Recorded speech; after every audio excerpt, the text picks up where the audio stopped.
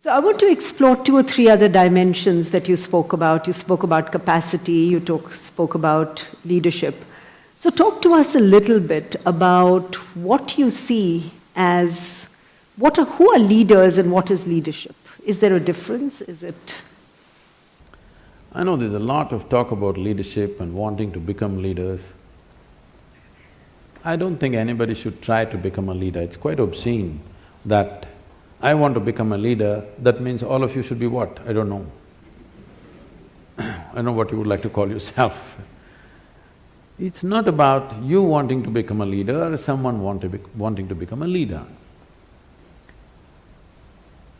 Because of a certain thing that you have done within yourself, or a certain level of observation, or a certain intelligence, or a certain experience, you are able to see something that most people are not able to see.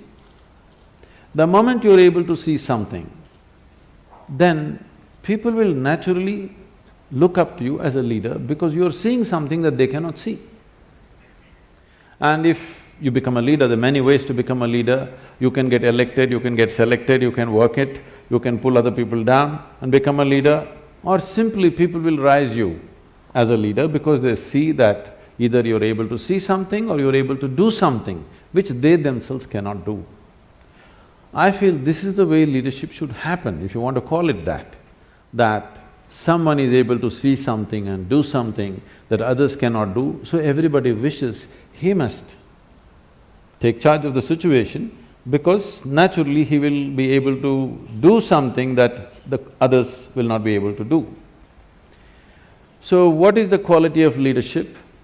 Leadership means once you sit on a perch, you better see clearer than others, otherwise you'll make a ridiculous fool of yourself. There's a whole, in the nation certain things have been happening. Right. Somebody sits on a perch and he doesn't see any better than you, he looks like a fool immediately. So, it is not about you wanting to sit on the perch, you wanting to see something must get you to the perch. Not because you want to be above everybody else, you get to the perch. So what is the quality of a leader? I don't think there's any particular quality. One thing is, a leader means his sense of life is beyond himself. It's not about… his sense of identity is beyond himself. Somebody becomes a leader because he's willing to think and feel and act for more people than himself. If you act for yourself, you're called self-centered. If you just act for the sake of 2 or 3 people you gather in the form of family, you are named as Dhritarashtra. There are modern names for that. If you identify yourself with the entire nation or the world, you'll be looked at in a different way. Essentially, your leadership will come from the right context depending upon what you're identified with. Because everybody needs an identity. What sort of identity have you taken will determine the context and the quality of your leadership. In that context, isn't leadership something that, each of us can individually manifest? If I were to describe one dimension of leadership as saying it is about taking ownership to create a better outcome, in that context, we can convert leadership from a noun to a verb. I don't know that much grammar, okay. But you can try.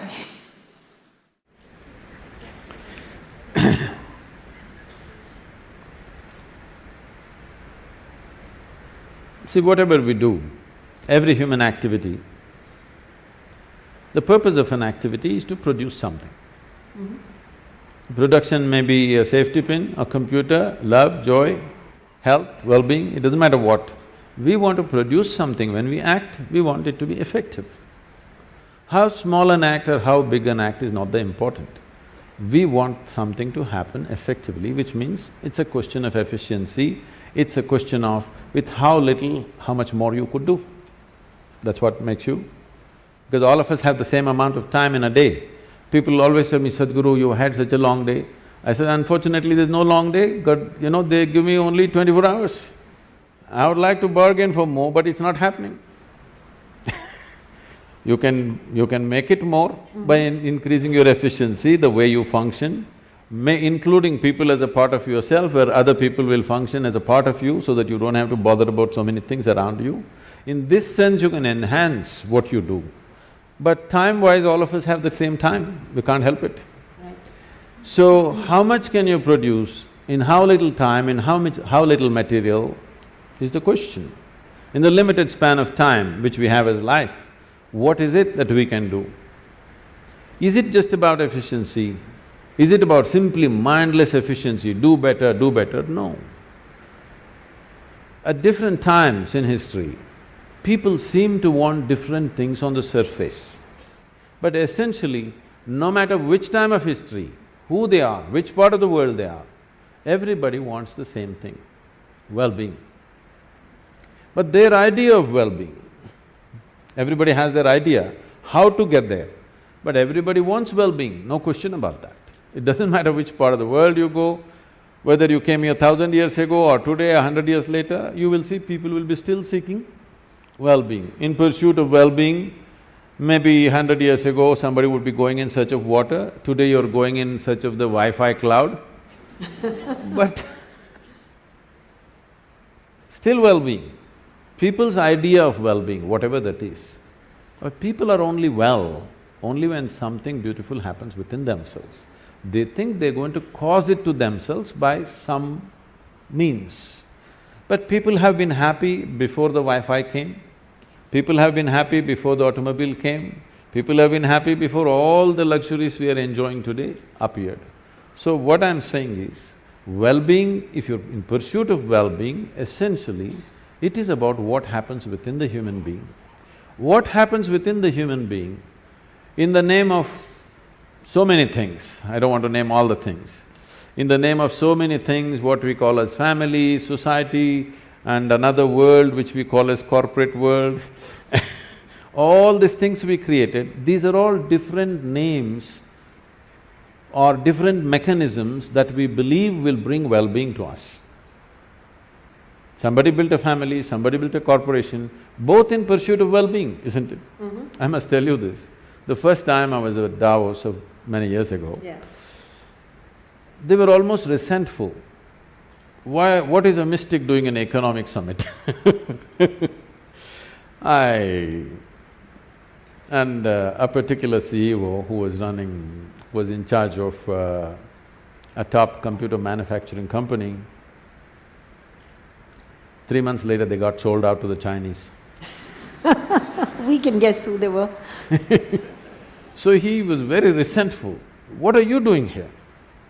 Then I told him, see, what's your business? He said, I do computers.